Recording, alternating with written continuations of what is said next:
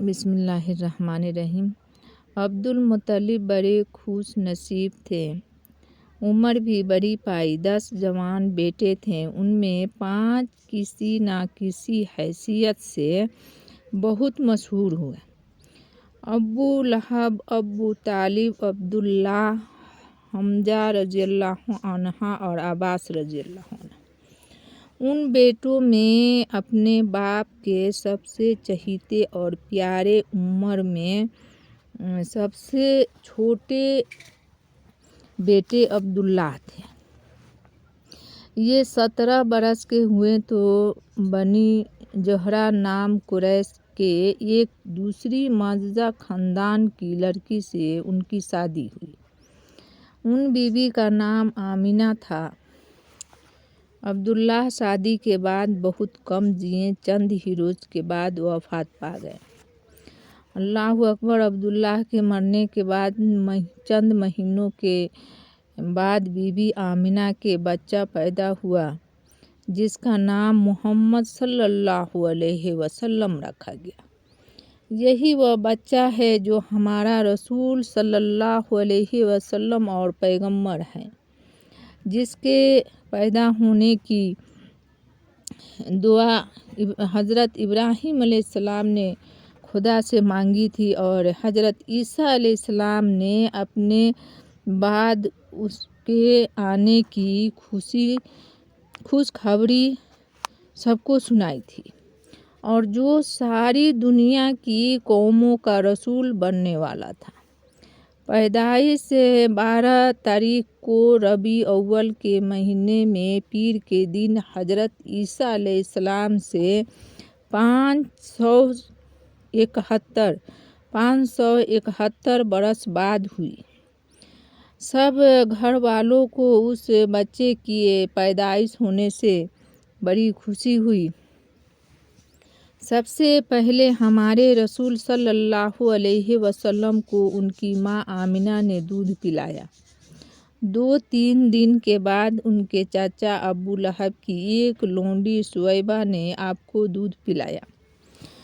اس زمانے میں قاعدہ یہ تھا کہ عرب کے شریف گھرانوں کے بچے دیہات میں پرورش پاتے تھے۔ دیہات سے عورتیں آتی اور شریفوں کے بچوں کو پالنے اور دودھ پلانے کے لیے اپنے ساتھ اپنے گھروں کو لے جاتی۔ انہی عورتوں میں سے ایک، جن کا نام حلیمہ تھا، اور جو حوازن کے قبیلے اور سید کے خاندان سے تھی، مکہ آئی اور آپ کو پرورش کے لیے اپنے قبیلے میں لے گئی۔ الحمدللہ 6 برس کے سن تک آپ حضرت حلیمہ کے پاس حوازن کے قبیلے میں پرورش پا رہے تھے۔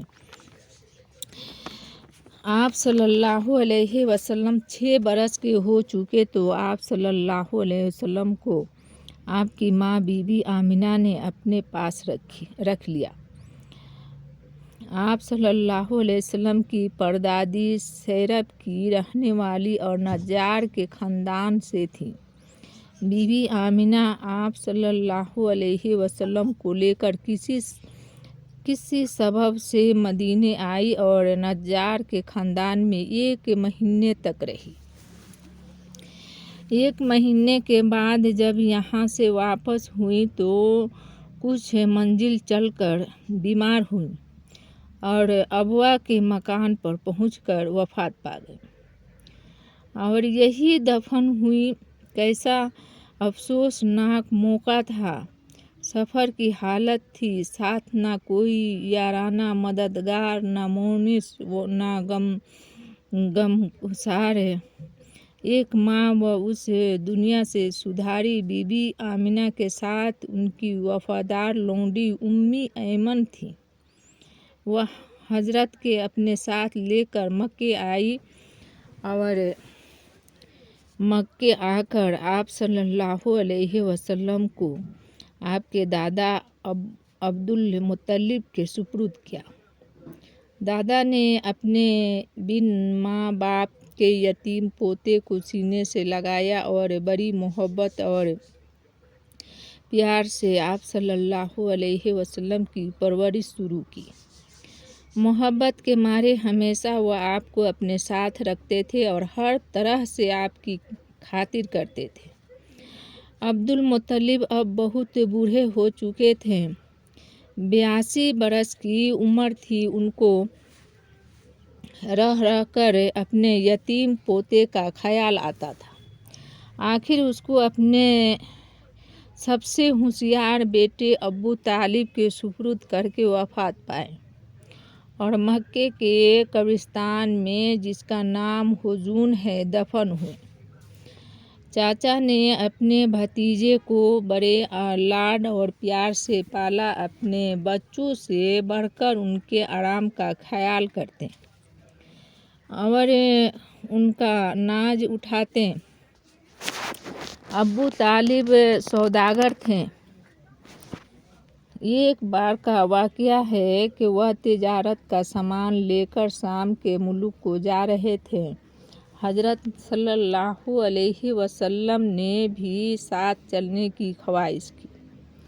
چاچا اپنے اکلوتے بیٹے کی خواہش کو رد نہ کر سکے اور ساتھ لے کر چلے۔